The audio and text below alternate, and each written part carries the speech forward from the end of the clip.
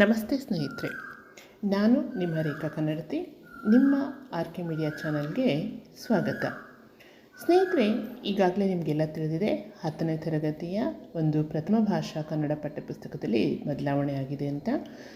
ಅಂತಹ ಬದಲಾವಣೆಯಲ್ಲಿ ಮೊದಲನೇ ಪಾಠ ನಮ್ಮ ಭಾಷೆ.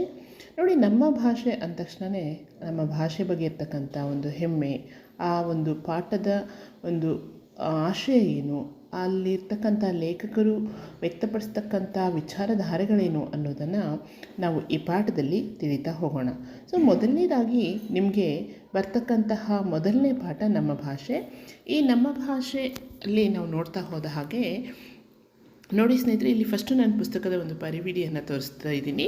ಇಲ್ಲಿ ಮೊದಲನೇ ಪಾಠ ನಮ್ಮ ಭಾಷೆ ಇದೆ. ಆನಂತರ ವ್ಯಾಘ್ರಗೀತೆ, ಹಾಗೆಯೇ ಭಾಗ್ಯಶಿಲ್ಪಿಗಳು, ನಾಲ್ವಡಿ ಕೃಷ್ಣರಾಜ ಒಡೆಯರ, ಸರ್ ಎಂ ವಿಶ್ವೇಶ್ವರಯ್ಯನವ್ರದ್ದು. ನೆಕ್ಸ್ಟು ಎದೆಗೆ ಬಿದ್ದ ಅಕ್ಷರ.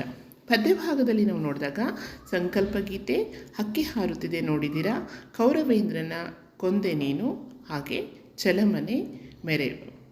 ನೆಕ್ಸ್ಟ್ ನೋಡಿ, ಪಠ್ಯಪೂರಕ ಅಧ್ಯಯನದಲ್ಲಿ ವಸಂತ ಮುಖ ತೋರಲಿಲ್ಲ, ಭಗತ್ ಸಿಂಗ್ ಹಾಗೂ ಉದಾತ್ತ ಚಿಂತನೆಗಳು. ಇದಿಷ್ಟು ನಿಮಗೆ ಈ ವರ್ಷ ಇರ್ತಕ್ಕಂತಹ ಒಂದು ಗದ್ಯಭಾಗ, ಪದ್ಯಭಾಗ ಹಾಗೂ ಪಠ್ಯಪೂರಕ ಅಧ್ಯಯನಗಳು.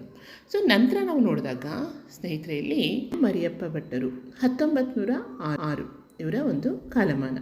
ದಕ್ಷಿಣ ಕನ್ನಡ ಜಿಲ್ಲೆ ಪುತ್ತೂರು ತಾಲೂಕಿನ ಒಂದು ಕಬಕ ಗ್ರಾಮದವರು.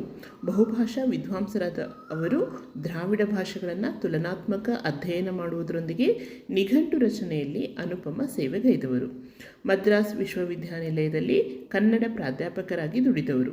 ತುಳು ಇಂಗ್ಲಿಷ್ ನಿಘಂಟು, ಅಭಿನವ ಮಂಗರಾಜನ ನಿಘಂಟು, ಜಾತಕ ತಿಲಕಂ, ಛಂದಸ್ಸಾರ ಮೊದಲಾದ ಕೃತಿಗಳ ಕರ್ತೃವಾಗಿ ಪ್ರಸಿದ್ಧರಾದವರು. ಕರ್ನಾಟಕ ಸರ್ಕಾರದ ಪುರಸ್ಕಾರ, ಸಾಹಿತ್ಯ ಅಕಾಡೆಮಿ ಪ್ರಶಸ್ತಿ ಅವರಿಗೆ ಲಭಿಸಿದೆ. ಪ್ರಸ್ತುತ ಅಂದರೆ ಈ ಒಂದು ಗದ್ಯಭಾಗವನ್ನು ಎಂ ಮರಿಯಪ್ಪ ಭಟ್ ಅವರ ಕನ್ನಡ ಸಂಸ್ಕೃತಿ ಪ್ರಬಂಧ ಸಂಕಲನ ಕೃತಿಯಿಂದ ಆಯ್ಕೆ ಮಾಡಲಾಗಿದೆ. ನೋಡಿ ಸ್ನೇಹಿತರೆ, ಇಲ್ಲಿ ನಾವು ಕೃತಿಕಾರ ಪರಿಚಯವನ್ನು ನೋಡಿದಾಗ ಎಂ ಮರಿಯಪ್ಪ ಭಟ್ಟರು ಇವರು ದಕ್ಷಿಣ ಕನ್ನಡ ಜಿಲ್ಲೆಯ ಪುತ್ತೂರು ತಾಲೂಕಿನವರು, ಕಬಕ ಗ್ರಾಮದವರು. ಇವರು ಬಹುಭಾಷಾ ಪಂಡಿತರು, ಅಂದರೆ ಅನೇಕ ಭಾಷೆಗಳನ್ನು ಇವರು ಕಲ್ತ್ಕೊಂಡಿದ್ರು. ಇವರು ದ್ರಾವಿಡ ಭಾಷೆಗಳನ್ನು ತುಲನಾತ್ಮಕವಾಗಿ ಅಧ್ಯಯನ ಮಾಡೋದ್ರೊಂದಿಗೆ ನಿಘಂಟು ರಚನೆಯಲ್ಲಿ ತಮ್ಮದೇ ಆದಂಥ ಒಂದು ಸೇವೆಯನ್ನು ಗೈದಿದ್ದಾರೆ. ಅಂದರೆ ನಿಘಂಟು ಅಂದರೆ ಡಿಕ್ಷನರಿ. ಇವರು ಏನು ಮಾಡಿದ್ದಾರೆ, ಒಂದು ದ್ರಾವಿಡ ಭಾಷೆಗಳನ್ನು ಅಧ್ಯಯನ ಮಾಡಿದ್ದಾರೆ. ಅದರ ಜೊತೆಗೆ ಅನೇಕ ನಿಘಂಟುಗಳನ್ನು ನಮಗೆ ಕೊಡುಗೆಯಾಗಿ ಕೊಟ್ಟಿದ್ದಾರೆ. ಮೈಸೂರು ವಿಶ್ವವಿದ್ಯಾನಿಲಯದಲ್ಲಿ ಇವರು ಕನ್ನಡ ಪ್ರಾಧ್ಯಾಪಕರಾಗಿ ಕೂಡ ತಾವು ಸೇವೆಯನ್ನು ಸಲ್ಲಿಸಿರೋದನ್ನು ನಾವಿಲ್ಲಿ ಕಾಣ್ಬೋದು.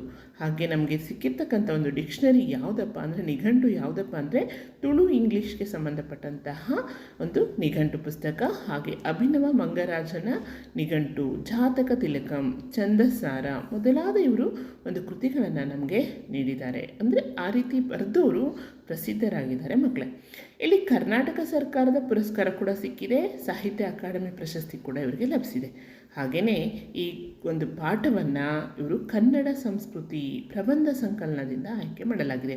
ಹಾಗಿದ್ರೆ ನಾವು ಈ ಪಾಠವನ್ನು ಗಮನಿಸಿದಾಗ ಇದು ಒಂದು ಪ್ರಬಂಧಕ್ಕೆ ಸಂಬಂಧಪಟ್ಟಂತಹ ವಿಚಾರಧಾರೆ ಅಂತ ನಾವು ಹೇಳ್ಬೋದು. ಈ ಪಾಠ ಇರೋದೇ ಒಂದು ನಮ್ಮ ಭಾಷೆ ಅಂದ ತಕ್ಷಣ ನಾವು ಪ್ರಬಂಧಗಳನ್ನು ಬರೆದಾಗ ನಮ್ಮ ಭಾಷೆ ಬಗ್ಗೆ ಪ್ರಬಂಧ ಬರೀರಿ ಅಂತ ಕೊಡ್ತಾರೆ. ಅಂತಹ ಒಂದು ಆಧಾರದ ಮೇಲೆ, ಅಂದರೆ ಇವರ ಒಂದು ಕೃತಿ ಅಂದರೆ ಪ್ರಬಂಧ ಸಂಕಲನದ ಮೇಲೆ ಇರ್ತಕ್ಕಂತಹ ಒಂದು ಯಾವುದು ನಮ್ಮ ಭಾಷೆ ಅನ್ನೋದು ಒಂದು ಪ್ರಬಂಧ ಲೇಖನಕ್ಕೆ ಸಂಬಂಧಪಟ್ಟಂಥ ಪಾಠ ಆಗಿದೆ ಮಕ್ಕಳೇ. ಇಲ್ಲಿ ನಾವು ಪಾಠದ ಒಂದು ಆಶಯವನ್ನು ನೋಡಿದಾಗ ನೋಡಿ, ನಮ್ಮ ಪಾಠ ಈಗ ಒಂದು ಗದ್ಯ ಇರೋದು ಯಾವುದು, ನಮ್ಮ ಭಾಷೆ. ಅದರ ಆಶಯ ಏನು ನೋಡಿ. ಭಾಷೆ ಅಂದರೆ ಮಾತೃಭಾಷೆ, ಅನೇಕ ಭಾಷೆಗಳಿರ್ತವೆ. ಅದರಲ್ಲೂ ಕನ್ನಡ ಭಾಷೆ ಸಾಹಿತ್ಯ ಸ್ವರೂಪ, ಇತಿಹಾಸವನ್ನು ವಿಶ್ಲೇಷಿಸುವ ಸಂಕ್ಷಿಪ್ತ ಕನ್ನಡ ಸಾಹಿತ್ಯ ಚರಿತ್ರೆ, ಕನ್ನಡದ ಮಹತ್ವವನ್ನು ಎತ್ತಿ ಹಿಡಿದಿದೆ. ಹಾಗಿದ್ರೆ ಈ ಪಾಠದ ಒಂದು ಮುಖ್ಯ ಆಶಯ, ಒಂದು ಉದ್ದೇಶ ಏನಪ್ಪ ಅಂತ ಹೇಳಿದರೆ, ನಮ್ಮ ಭಾಷೆ ಯಾವುದು, ಕನ್ನಡ. ಹೌದಾ, ಮಾತೃಭಾಷೆ. ಇಂಥ ಕನ್ನಡ ಭಾಷೆಯ ಒಂದು ಸಾಹಿತ್ಯದ ಬಗ್ಗೆ, ಅದರ ಒಂದು ಸ್ವರೂಪ, ಅದು ಹೇಗೆ ಬಂತು, ಯಾವ ರೀತಿ ಬಂತು, ಅದರ ಇತಿಹಾಸ ಏನು, ಇದನ್ನೆಲ್ಲ ವಿಶ್ಲೇಷಣೆ ಮಾಡ್ತಕ್ಕಂತಹ, ಅಂದರೆ ಅದ್ರ ಬಗ್ಗೆ ನಾವು ಡಿಸ್ಕಸ್ ಮಾಡೋದು, ಸಂಕ್ಷಿಪ್ತ ಒಂದು ಕನ್ನಡ ಸಾಹಿತ್ಯ ಚರಿತ್ರೆಯ ಒಂದು ಕನ್ನಡದ ಮಹತ್ವವನ್ನು, ಇಲ್ಲಿ ಕನ್ನಡದ ಪ್ರಾಮುಖ್ಯತೆ ಏನು, ಅದು ಯಾವಾಗ ಬಂತು, ಎಷ್ಟು ವರ್ಷಗಳಿಂದ ಬಂತು, ಅದರ ಮಹತ್ವ ಏನು, ನಾವು ಕನ್ನಡ ಭಾಷೆಗೆ ಯಾವ ರೀತಿ ಪ್ರಾಧಾನ್ಯತೆ ಕೊಡಬೇಕು, ಹೀಗೆ ಅನೇಕ ವಿಚಾರಧಾರೆಗಳನ್ನು ಕನ್ನಡ ಭಾಷೆಯ ಬೆಳವಣಿಗೆಯ ಬಗ್ಗೆ, ಅದರಲ್ಲಿರ್ತಕ್ಕಂಥ ಶಬ್ದ ಭಂಡಾರಗಳ ಬಗ್ಗೆ ಇವರು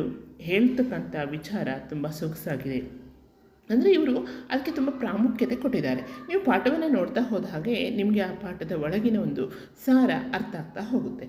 ಹೀಗೆ ಮಾತೃಭಾಷೆಯ ಆಂತರ್ಯದಲ್ಲಿರುವ ಆತ್ಮೀಯತೆ, ಸೊಗಸು, ಇದರ ಬಳಕೆ ವಿಧಾನ ಅತ್ಯಂತ ಮನೋಜ್ಞವಾಗಿ ಅಭಿವ್ಯಕ್ತಗೊಂಡಿದೆ.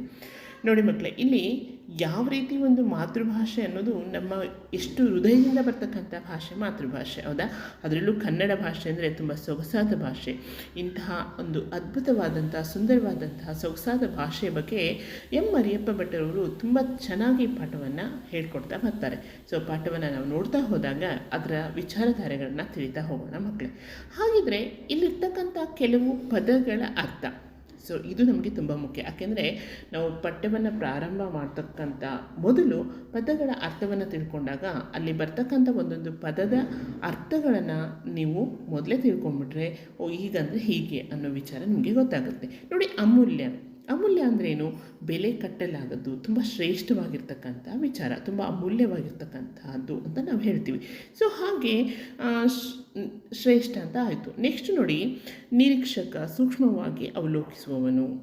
ನಿರೀಕ್ಷಣೆ, ಸೂಕ್ಷ್ಮವಾದ ಅವಲೋಕನ. ಮೇಧಾಶಕ್ತಿ, ಬುದ್ಧಿ ಸಾಮರ್ಥ್ಯ. ಜಂತು, ಜೀವಿ. ಗತಕಾಲ, ಪ್ರಾಚೀನ ಕಾಲ. ಪೀಯೂಷ, ಅಮೃತ. ತ್ಯಜಿಸು, ಬಿಡು. ತೊರೆ, ಪರಿಷ್ಕರಿಸು, ತಿದ್ದು, ಸರಿಪಡಿಸು ಅಂತ ಆಗುತ್ತೆ. ಘೃತ ಅಂದರೆ ತುಪ್ಪ. ತೈಲ ಅಂದರೆ ಎಣ್ಣೆ. ಸ್ವಾದ, ರುಚಿ. ಅಸ್ವಾದು, ಅರುಚಿಯುಳ್ಳ ಅಂದರೆ ರುಚಿ ಇಲ್ಲದೆ ಇರ್ತಕ್ಕಂಥದ್ದು. ಅಭಿಮತ, ಅಭಿಪ್ರಾಯ. ಪುಂಗವ, ಶ್ರೇಷ್ಠ. ನೋಡಿ, ತುಂಬ ಶ್ರೇಷ್ಠ ಅನ್ನೋ ಒಂದು ವಿಚಾರಕ್ಕೆ ಪುಂಗವ ಅಂತ ಹೇಳಿದ್ವಿ. ಕವಿ ಪುಂಗವರು ಅಂದರೆ ಕವಿಶ್ರೇಷ್ಠರು ಅನ್ನೋ ಕೂಡ ಅರ್ಥ ಬರುತ್ತೆ. ಹೀಗೆ ಉದ್ಘೋಷಿಸು, ಸಾರಿ ಹೇಳೋದು, ಗಟ್ಟಿಯಾಗಿ ಹೇಳೋದು. ಎರವಲು ಅಂದರೆ ಕಡ ಪಡೆಯುವುದು. ಕಂಗಾಲು, ಕಂಗೆಡು, ದಿಕ್ಕು ತೋಚುತ್ತಿರುವುದು. ಹೀಗೆ ಇಲ್ಲಿರ್ತಕ್ಕಂಥ ಪದಗಳ ಅರ್ಥ. ಇನ್ನು ಹೊಸ ಹೊಸ ಪದಗಳು ನಾವು ಈ ಒಂದು ಪಾಠದಲ್ಲಿ ನೋಡ್ತಾ ಹೋಗೋಣ. ಹಾಗೆ ಮಕ್ಕಳೇ, ಮುಂದಿನ ಒಂದು ವಿಡಿಯೋದಲ್ಲಿ ನಾನು ನಿಮಗೆ ಪಾಠದ ಒಂದು ಅರ್ಥ ವಿವರಣೆಯನ್ನು ಹೇಳ್ತಾ ಹೋಗ್ತೀನಿ. ನಿಮಗೆಲ್ಲ ಈ ಒಂದು ವಿಚಾರ ಇಷ್ಟ ಆಯಿತು ಅಂದ್ಕೊಂಡಿದ್ದೀನಿ. ಹಾಗೆ ನಿಮಗೆಲ್ಲ ಈ ವಿಡಿಯೋ ಇಷ್ಟ ಆಗಿದ್ದರೆ ಖಂಡಿತ ಲೈಕ್ ಮಾಡಿ, ಕಾಮೆಂಟ್ಸ್ ಮಾಡೋದನ್ನು ಮರಿಬೇಡಿ. ಹಾಗಿದ್ದರೆ ಯಾರು ಮೊದಲು ನನ್ನ ಈ ಚಾನಲ್ನ ಫಸ್ಟ್ ಟೈಮ್ ನೋಡ್ತಾ ಇದ್ದೀರೋ ಅವರು ಸಬ್ಸ್ಕ್ರೈಬ್ ಮಾಡೋದನ್ನು ಕೂಡ ಮರಿಬೇಡಿ. Thank you. ಧನ್ಯವಾದಗಳು ಮಕ್ಕಳೇ.